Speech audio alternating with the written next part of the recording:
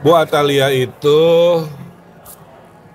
sosok yang takdir positifnya, achievementnya, pencapaiannya sebenarnya nggak ada hubungan dengan suaminya. Oke. Makanya saya selalu bilang jangan pilih orang karena bapaknya, jangan pilih orang karena suaminya, jangan pilih orang karena keluarganya kan. Pilihlah karena kapasitasnya. Kalau kebetulan dia punya ayah, suami yang public figure atau berprestasi itu mah bonus. Demokrasi ini mah kan harus ada ukuran. Ukurannya kan survei. So, sekarang gini, nggak pakai survei, kita mau lihat posisi kita di mana, gimana? Makanya orang tuh cuma kadang-kadang suka emosian. Kalau surveinya tidak sesuai dengan pilihannya, dia pasti menuding survei itu bayaran. Ya. Tapi kalau surveinya tiba-tiba memenangkan calonnya, wow dia puji-puji. Itulah manusia kadang-kadang suka emosian. Kalau saya mah kalau jelek-jelek, kalau bagus-bagus. Kalau jelek kita perbaiki, kalau bagus jangan jumawa. Makanya saya bilang, ini survei 02 lagi bagus. Sampai hari H jangan kendor.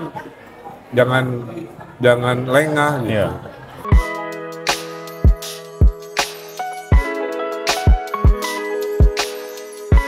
Oke, kita ngobrol di PR.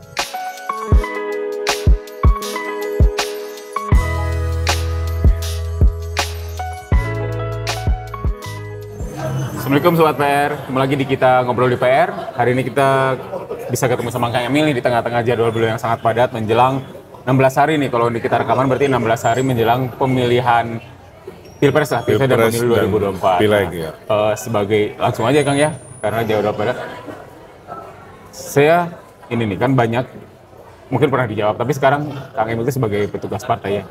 Rasanya perubahannya gimana Kang ketika dulu bukan petugas partai, sekarang menjadi petugas partai, apalagi disebut sebagai partai tua lah ya kalau bisa dibilang di Indonesia, salah satu partai tua di Indonesia. Sementara pemilih kita itu nanti 54% kalau di total tuh 54% adalah Gen Z dan Gen Mil, 60 juta adalah Gen Mil, sekian 50 sekiannya adalah Gen Z. Sementara image partai Golkar adalah partai untuk orang-orang tua. Nah, demografi di Jawa Barat pun pemilihnya nggak jauh beda, bahwa setengahnya adalah Gen Z dan Gen Mil. Nah, mengubah image sebuah partai tua, orang tua menjadi sebuah partai untuk anak-anak muda itu gimana kan? Ya, menurut saya pertama negara ini memilih demokrasi sebagai pilihan dalam pembangunannya. Ya, tidak semua negara memilih demokrasi. Arab Saudi tidak demokrasi, Cina tidak demokrasi, dan lain sebagainya. Nah, pilar dari demokrasi itu kan partai, keterwakilan rakyat, kira-kira gitu ya. Terus mau nitipin ke siapa, kan? Makanya di sila keempat Pancasila kan ada rakyatan yang dipimpin oleh hikmat kebijakan dalam permusyawaratan perwakilan. Jadi kita mewakilkan suara hati kita, kemarahan kita, cita-cita kita melewat perwakilan. Nah, perwakilan itu partai. Nah, partai itu sebenarnya nggak ada istilah tua muda, kan? Karena partai itu pada dasarnya dia adalah kendaraan yang dipakai untuk mencapai cita-cita. Hanya supirnya ganti-ganti. Dulu si A, si B, si C, si D, sekarang E, dan sebagainya gitu kan. Nah, Partai Golkar ini kenapa saya pilih? Bukan soal usia partainya, tapi dia adalah partai tengah. Tidak terlalu ke kiri, tidak terlalu ke kanan. Ya, jadi dan tengah itu menurut saya Pancasila lah ya, mengakomodir. Nah, kemudian juga di era pemilu bulan depan, masyarakat bisa memilih presidennya langsung, memilih partainya atau caleg-calegnya kan.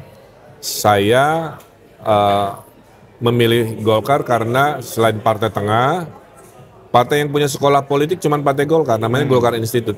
Ya, untuk memintarkan masyarakat Gen Z melek politik. Karena politik itu penting. Politik itu menentukan harga beras. Politik menentukan harga BBM. Politik menentukan gratis tidaknya sekolah atau kesehatan, kan begitu ya. Maksudnya di situ ya. Yang kedua, Golkar punya rumah sakit namanya Yellow Clinic. Udah 12 kan. Artinya 12 di sebar di seluruh Indonesia. Artinya partai ini tidak menunggu 5 tahunan baru mengabdi melayani masyarakat. Sebelum 5 tahun udah melayani masyarakat dalam bentuk rumah sakit. Nah, menurut saya partai ini terbuka terhadap gagasan. Saya adalah orang yang banyak gagasan. Waktu wali kota, gubernur, sebagai arsitek. Ingin menyalurkan ke partai mana yang menerima fleksibel terhadap gagasan. Itulah alasan saya memilih Partai Golkar. Jadi bukan soal usia-usianya, saya kira nggak relevan. Nah, ini bagaimana sekarang Gen Y dan Gen Z ini mungkin ada program-program prioritas dari Golkar ya, termasuk mungkin di Golkar Jabar karena Kang Emil di sini, untuk meraih suara dari mereka gitu di pilpres dan pemilu nanti gitu.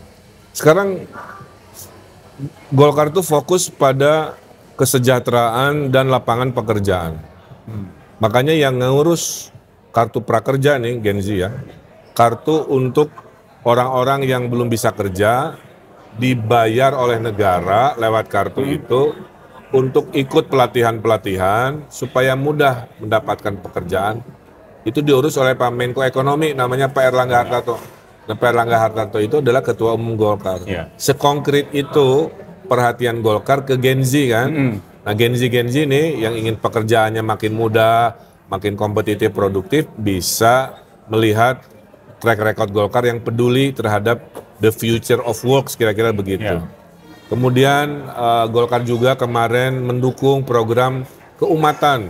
Satu desa satu hafiz Quran yang zaman saya gubernur itu mirip-mirip juga ya, itu akan diindonesiakan juga oleh Partai Golkar. Jadi itu poinnya. Partai ini adalah kendaraan Kang. Gagasan barunya, program-programnya terserah sesuai zamannya. Jadi poinnya gini, Gen Z mau apa? Ayo ngobrol. Kami dari partai akan memperjuangkan dalam bentuk kebijakan. Jadi partai itu adalah pembuat kebijakan di legislatifnya. Maka kalau punya cita-cita, gengnya Gen Z, ayo ngobrol, kita salurkan aspirasinya lewat keputusan politik. Nah, sebagai ketua pemenangan TKD juga termasuk di Golkar, sepanjang beberapa bulan ini perjalanan ya, kendala apa sih sebenarnya kalau di Jawa Barat itu untuk suara-suara? Sebenarnya politik itu selalu memanas, itu aja. Dan saya monitor alhamdulillah di Jawa Barat secara fisik mah nggak banyak dinamika. Ramenya di medsos. Menunjukkan demokrasi kita hari ini memang gesernya ke medsos. Contoh, saya posting apa aja sekarang yang komen politik. Ya, pendukung pilpres lain, apapun postingannya gitu kan. Ada yang sopan, banyak juga yang tidak sopan. Makanya selalu saya itu postingan selalu mengajak hargai perbedaan ya, karena ini hak. Jangan memaksakan pilihan Anda dengan menjelek-jelekan pilihan orang lain. Ibarat ada 3 restoran, jualah keunggulan menu restorannya. Jangan ingin mengajak pelanggan datang ke restorannya dengan menjelekkan menu restoran sebelah kiri atau sebelah kanan. Nah hari ini masih kecampur.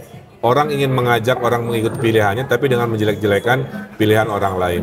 Jadi poinnya, dinamika di Jawa Barat masih terjaga, relatif lebih landai, Kang, secara statistik dibanding 2019.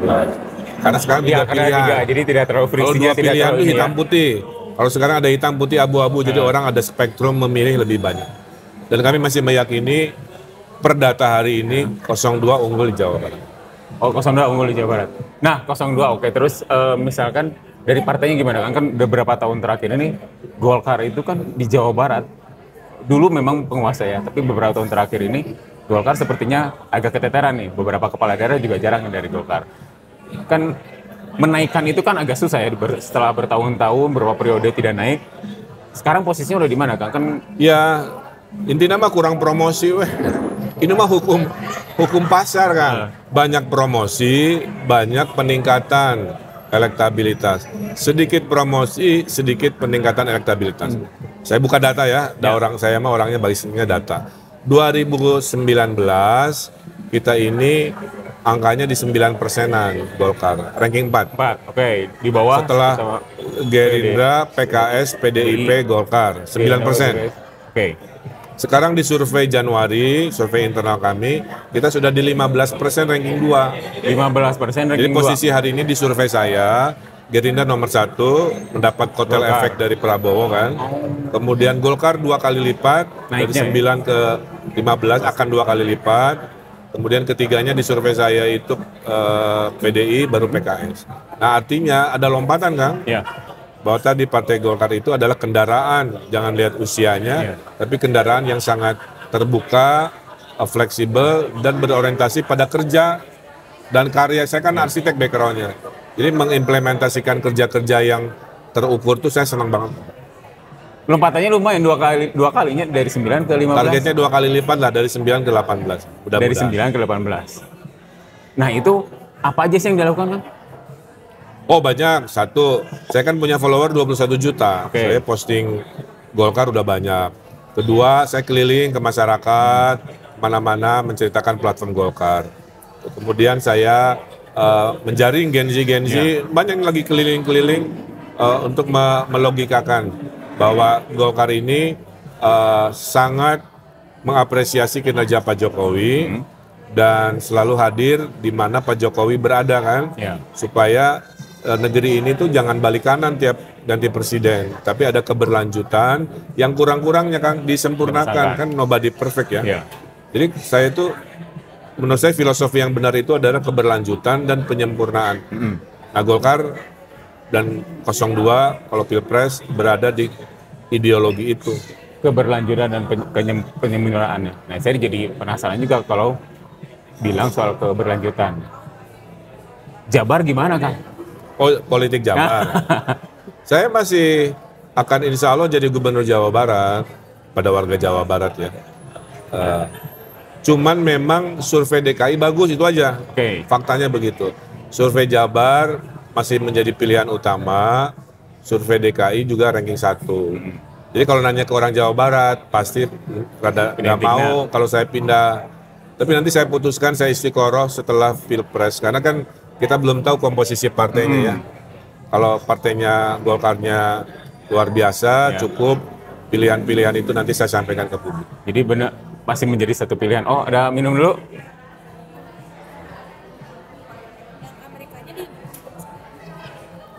Saya kalau dingin biasanya mango mojito. Sama lah. Biasanya kalau saya yang kopi yang itu kalau dingin. Kenapa mango? Warnanya ke kuning-kuning. Kan bukan strawberry. Oke. Bicara ini gimmick apa beneran? Break dulu. Enggak, masih aja. Ngobrol nyantai. Nah kan agak yang menarik.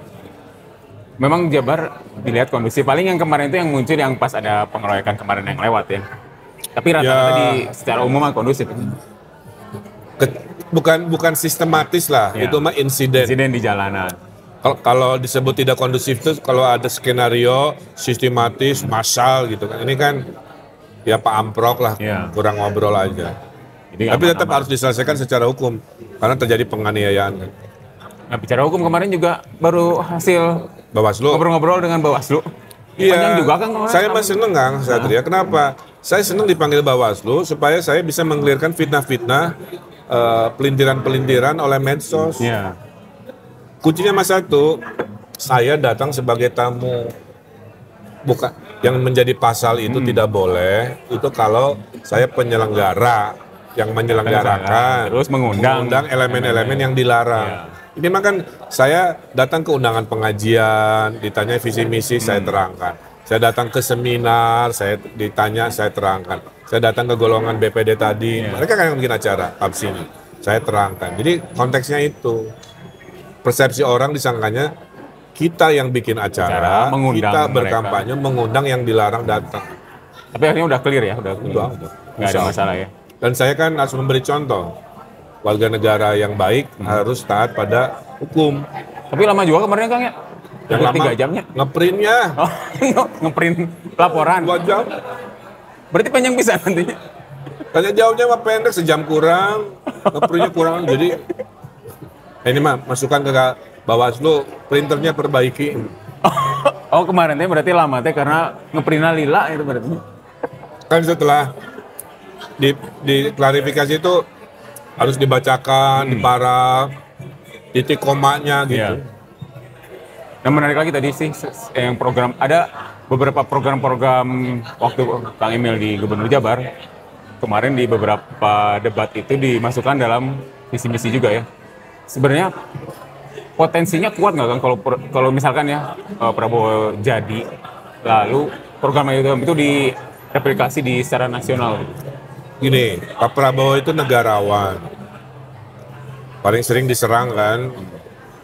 Kenapa sering diserang? Ya karena posisi surveinya bagus. Kalau posisi surveinya jelek mah moal badannya. Cuma teorinya begitu. Culkeun we gitu. Kalau di atas, gimana caranya tarik-tarik ke bawah. Dan nggak suka menjelek-jelekan orang. Di dalam debat pun, saya saksi sendiri ya, ada tim ses ingin memberikan data-data lah yang bisa dipakai untuk menyerang lawan. Nggak dipakai kan. Beliau bilang, saya nggak mau jelek-jelekin orang, kita bicara gagasan aja. Artinya, beliau itu terbuka untuk apapun yang membuat Indonesia maju. Termasuk program-program saya di Jabar. Satu, pemekaran wilayah udah dikomitmenkan. Undang-undang pesantren akan diimplementasikan. Urusan petani milenial, Mas Gibran juga sudah paham akan di Sadesa tadi. Jadi saya mah bahagia karena hidup mah kan memberi kebermanfaatan. Pada saat saya tidak punya kekuasaan, saya hanya berdoa mudah-mudahan yang baik-baik dan sudah teruji ya. Ide-idenya bisa meng-Indonesia. Mungkin berarti masuk juga ke sana ya. Tapi artinya karena negarawan tadi dia terbuka sangat ide-ide ya. Makanya saya berdoa kalau terpilih, mudah-mudahan kabinetnya adalah orang-orang yang baik, yang hebat, yang pintar, yang bisa membawa negara ini lebih maju. Nggak usah balik lagi. Balik lagi nih mundur. Saya mah penasaran. Oke kan tadi soal Jabar, saya mah rada khawatir gitu siapa sih? Mungkin Kang Emil kalau istihoroh ketika keputusannya harus ke Jakarta gitu ya, kan harus ada yang setidaknya melanjutkan ya program-program yang lama atau tadi kan kalau keberlanjutan dan penyempurnaan. Kalau Bu Cinta gimana? Bu Atalia itu sosok yang takdir positifnya, achievementnya, pencapaiannya sebenarnya nggak ada hubungan dengan suaminya. Oke. Makanya saya selalu bilang jangan pilih orang karena bapaknya, jangan pilih orang karena suaminya, jangan pilih orang karena keluarganya kan. Pilihlah karena kapasitasnya. Kalau kebetulan dia punya ayah, suami yang public figure atau berprestasi itu mah bonus. Tapi buat Talia itu kan dokter. Atau udah pendidikan tertinggi, dosen. Sekarang ngurusin organisasi 10. Salah satunya pramuka, 6 juta orang diurusin kan. Belum waktu zaman wali kota dan gubernur. Artinya pengalaman memimpin ada, kecerdasannya juga sudah teruji, kan S3 dari Unpad, dan lain sebagainya. Surveinya bagus, makanya fokus dulu di DPR. Mewakili Bandung Cimahi sebagai kampung halamannya, agar bisa menolong Bandung Cimahi dari kebijakan pusat kan. Apakah anggaran, apakah keberpihakan. Nah, setelah itu, apakah mau ikut eksekutif, pilwalkot, atau yang lain, belum diputuskan. Tapi surveinya ranking 1 itu poinnya. Jadi saya bicara fakta dulu. Bahwa survei pilwalkot ranking 1, survei DPR juga bagus, akan ke pilwalkot atau tidak, sementara belum. Sampai saat ini ya, sampai sekarang. Karena buat kalian memang lebih nyaman di zona yang sifatnya dinamika hariannya kecil. Kalau jadi wali kota kan dinamika harian, drama-drama hariannya kan tinggi sekali. Baru ningali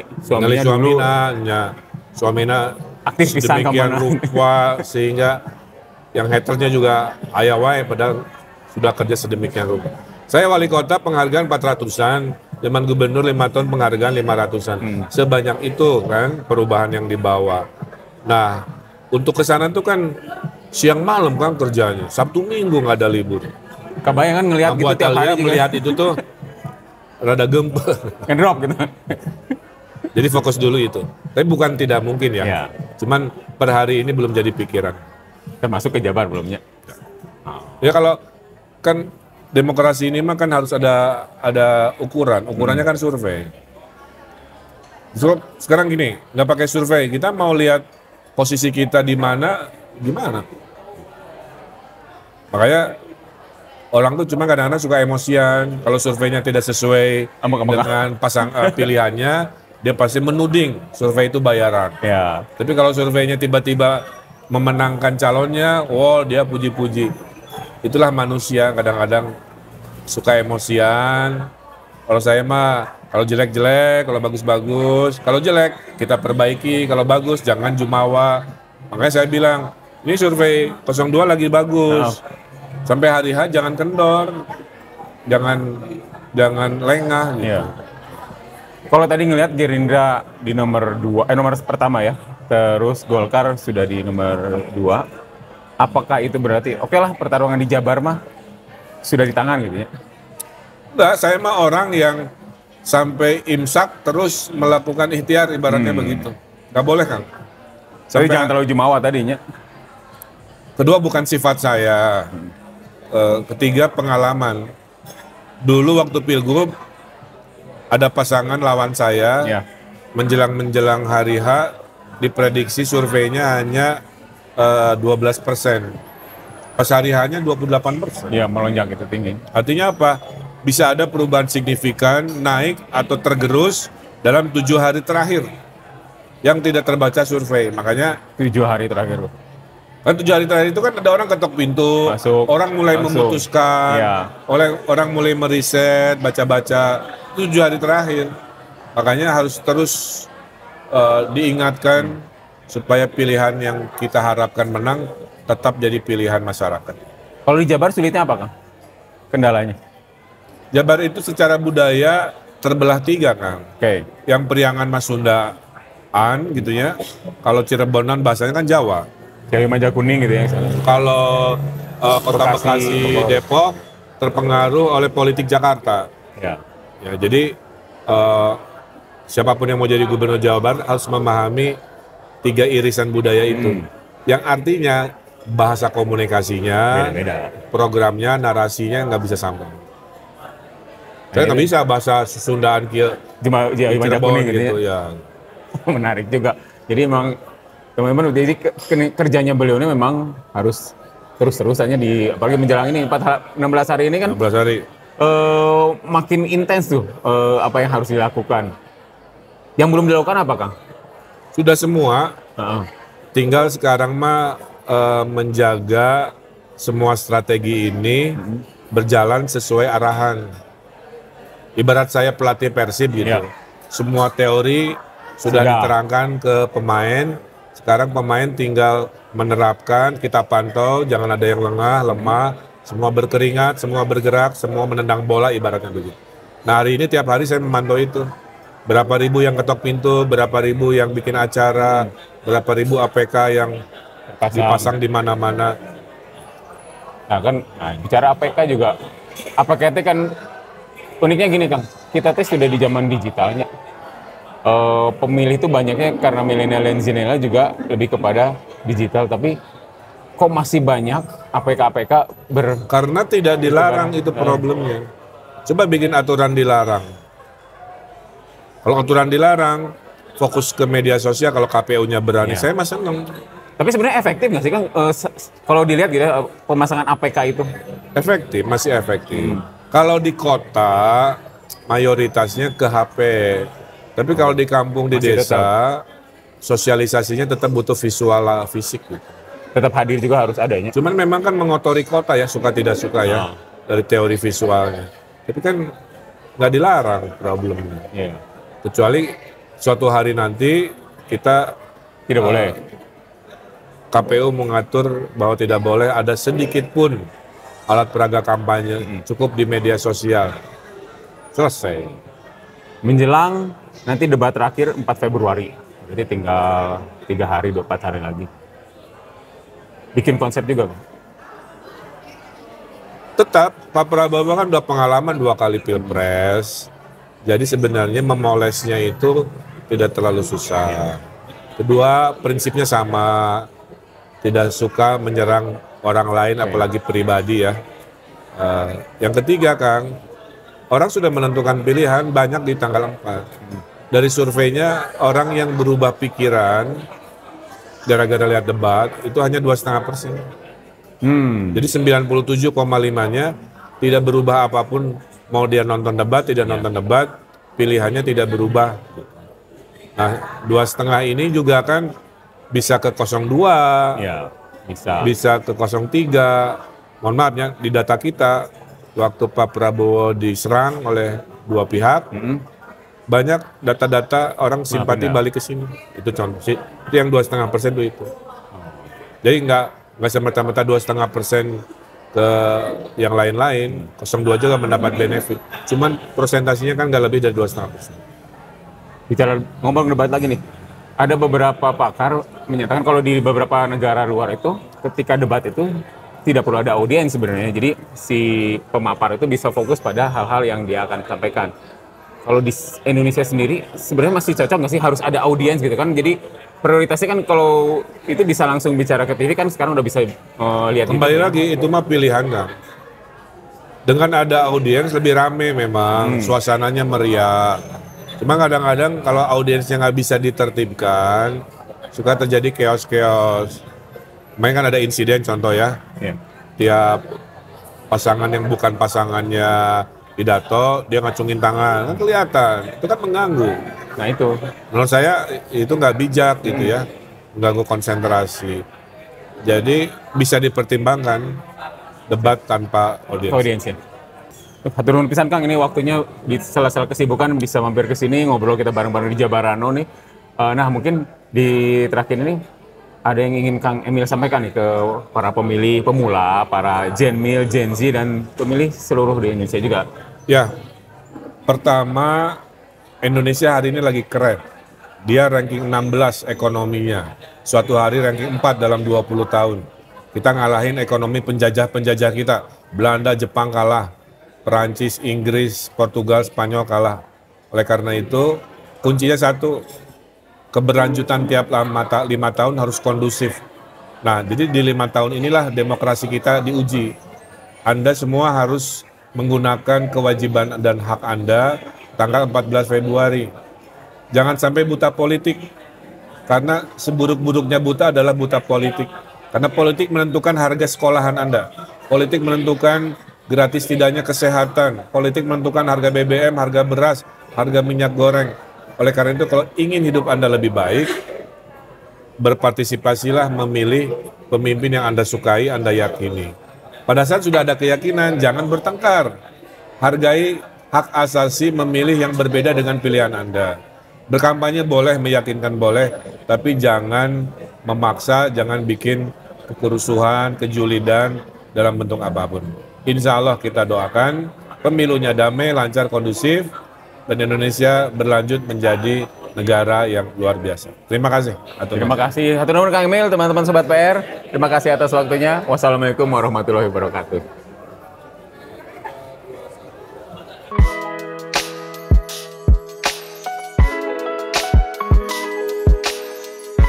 Oke, kita ngobrol di PR.